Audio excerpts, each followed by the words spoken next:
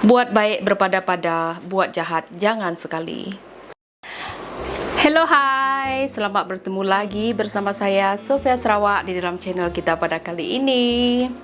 Apa kabar semua? Saya harap semuanya dalam keadaan yang sehat-sehat saja. Oke, kali ini saya ada sesuatu topik yang lain ya. Sebab ini adalah yang terjadi kepada saya dan saya ingin juga berkongsi dengan kawan-kawan saya mengenai cyberbully ataupun yaitu seperti contohlah cyberbully ini ada berbagai jenis ya. Jadi saya pun boleh dikirakan adalah mangsa kepada cyberbully ini juga, yaitu saya mendapat komen yang tidak baik di akaun Facebook saya tadi semasa saya update status saya di sana, dan saya sendiri tidak menyangka yang saya akan menerima komen yang tidak baik itu. Oke, di sini saya nak biar kawan-kawan saya tengok ini adalah status yang telah saya muat naik di Facebook saya tadi, dan tadi sebenarnya saya hanya mengupdate status ini ya, gambar saya yang kelihatannya sedang diedit di sini.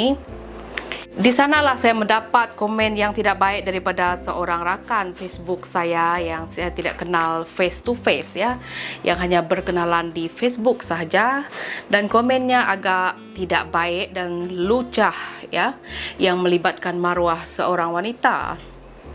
Di zaman-zaman cyber, di zaman-zaman internet yang sedang berkembang maju ini, kita akan melihat ramai juga orang yang komennya memang tidak beradab. Apa kurangnya kalau di YouTube juga begitu ya? Yang peliknya bila dia sudah komen sesuatu yang tidak baik dan bila kita menjawab komennya tersebut, dia pula yang terlebih-lebih marah. Dia pula yang meroyan. Jadi apakah yang dia sangka?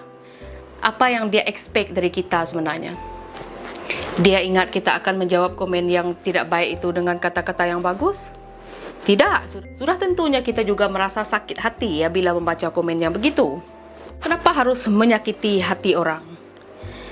Bila orang balas, kita terlebih pula meroyan. Jadi, kalau kita mahu dihormati, jadi komenlah yang baik-baik, bercakaplah yang baik-baik, memandangkan kita sekarang memang kita berinteraksi dengan orang lebih di media sosial ya daripada bertemu muka ya, sebab kita memang tidak dapat bertemu muka. Kalau tidak dapat berkata yang baik, adalah lebih baik kita diam. Dan bila kita sudah mengeluarkan kata-kata yang tidak baik atau menulis sesuatu yang tidak baik, dan bila orang menjawab komen kita yang tidak baik tadi, kita pula yang marah. Jadi siapa yang mulakan dahulu? Kalau kita rasa kita mulakan dahulu, baik kita mengalah. Kalau rasanya kita nak terlebih-lebih marah dari orang, jadi jangan mulakan dahulu komen yang tidak baik. Kita tidak kenal siapa orang itu, dan sesuka hati kita sahaja mengeluarkan apa yang di dalam hati kita, dan setiap komen kita itu adalah melambangkan sifat dan pribadi kita sendiri. Walaupun tidak pernah berjumpa, kalau dengan pelaku yang tadi ini, saya tidak pernah tahu siapa beliau, saya tidak pernah kenal siapa beliau, tetapi dari caranya berkomen saya sudah tahu orangnya bagaimana. Jangan-jangan ketum. Kalau tak ketum, apalagi saya pun tak tahu. Kalau mahu orang menghormati kita, hormatilah orang dahulu. Begitulah juga di dalam YouTube ini. Mungkin bagi Anda yang haters di luar sana, oh kalau tidak tahan dengan komen, dengan kecaman orang, jangan jadi YouTuber. Tidak. Kalau komen dengan kecaman adalah tidak sama. Komen adalah sesuatu yang baik. Kecaman adalah sesuatu yang menjatuhkan seseorang.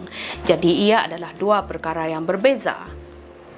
Komen yang tidak baik sekira macam ini di FB saya tadi, saya hanya sekadar post gambar saya dan tiba-tiba dia ada komen di sana dan mengeluarkan kata-kata yang komen yang lucah, yang menjatuhkan maruah seorang wanita.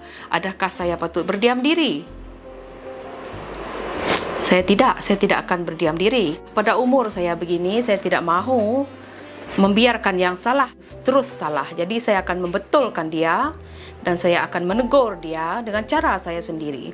Dan akhirnya dia meroyan juga. Terlebih-lebih pula marah daripada saya. Dia pula yang marah. Itulah kawan-kawan, itulah sekadar perkongsian saya nih. Saya bukan marah kepada sesiapa. Perkara yang sebegini tidak sepatutnya terjadi di kalangan kita. Tidak sepatutnya kita mengeluarkan kata-kata yang tidak baik dengan orang yang tidak kita kenal ya, seperti di Facebook, seperti di YouTube. Kita tidak kenal dengan orang yang kita tiba-tiba sakit hati. Kenapa? Sangat memalukanlah bagi saya, sebab kita tidak tahu orang itu. Walaupun orang tidak dapat melihat wajah kita, tidak kenal kita, tapi dari komen kita orang sudah tahu kita bagaimana, orang tahu perangai kita bagaimana. Ini bukan mengatakan yang saya nih tidak bersedia dengan komen-komen yang begitu, tetapi biasanya komen-komen yang tidak baik saya akan delete kalau di YouTube, yang tidak membawa manfaat ataupun faedah kepada kita, saya akan delete. Dan kadang-kadang saya biarkan juga komennya di sana, biar orang lain membacanya, mereka juga dapat menilai siapa yang komen itu, mereka juga tahu orangnya bagaimana.